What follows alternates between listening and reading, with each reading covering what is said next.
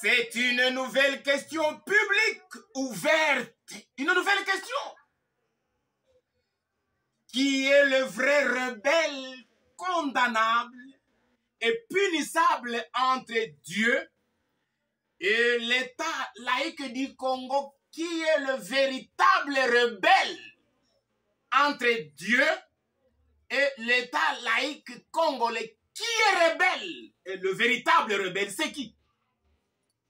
Dieu, Dieu. C'est lui le rebelle à l'État laïque du Congo. Donc Dieu qui a créé les gouvernants et les gouvernés, Dieu, Dieu créateur de toutes choses. Donc c'est lui Dieu qui est rebelle à un État laïque congolais. Si vous dites oui, écoutez alors. Si c'est Dieu qui est rebelle à l'État laïque congolais, préparez l'arme à feu pour tuer Dieu. Parce que Dieu c'est un rebelle. Dieu s'est rebellé à un État laïque. Alors il faut tuer Dieu. Prenez l'arme à feu. Allez, tirez sur Dieu. Tuez-le. Préparez la prison pour y jeter Dieu.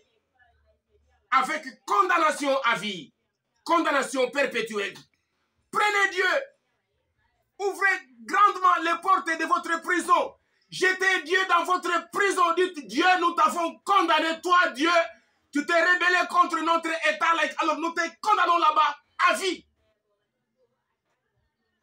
Préparez le poison pour le faire boire.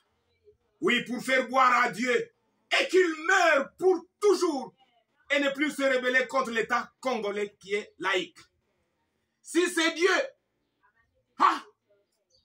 dont son infraction est consommée, donc Dieu est réputé rebelle à l'État congolais, alors les gouvernants de l'État congolais ne doivent que prendre Dieu, le jeter en prison, soit tirer sur lui, à bout portant, et que Dieu meure, soit l'empoisonner, pour que Dieu cesse de parler, cesse d'exister, de vivre, pour laisser à l'État laïque sa liberté. Parce que Dieu n'existait pas. Si c'est Dieu qui est fautif, si c'est Dieu qui est rebelle à un État laïque, prenez Dieu, tuez-le. 2. La question, qui est le vrai rebelle? Est-ce que c'est Dieu ou bien c'est l'État laïque? Si c'est Dieu, voilà ce qui est déjà dit.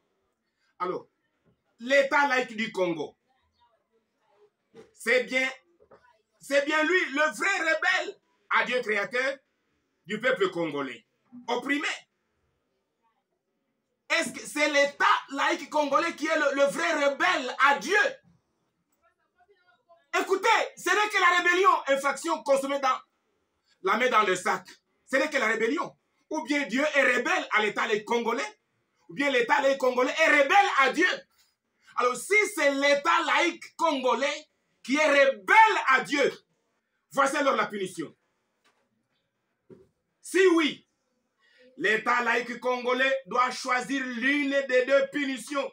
Des dieux justes juges en face de lui. Maintenant, Dieu présente à l'État laïque congolais deux punitions infligées à l'État laïque. C'est à l'État laïque congolais de choisir une punition la plus souple. Première punition, se dissoudre, s'évaporer, disparaître une fois pour toujours devant la face de Dieu, feu dévorant. Première punition de l'État laïque congolais rebelle à Dieu.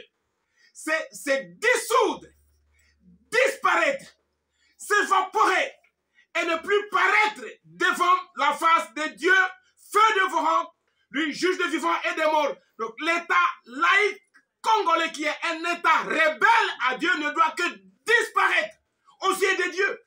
Première punition, à choisir. Deuxième punition, être individuellement frappé à la mort physique du sommet de l'État laïque rebelle à Dieu jusqu'à la base. Le choix est clair.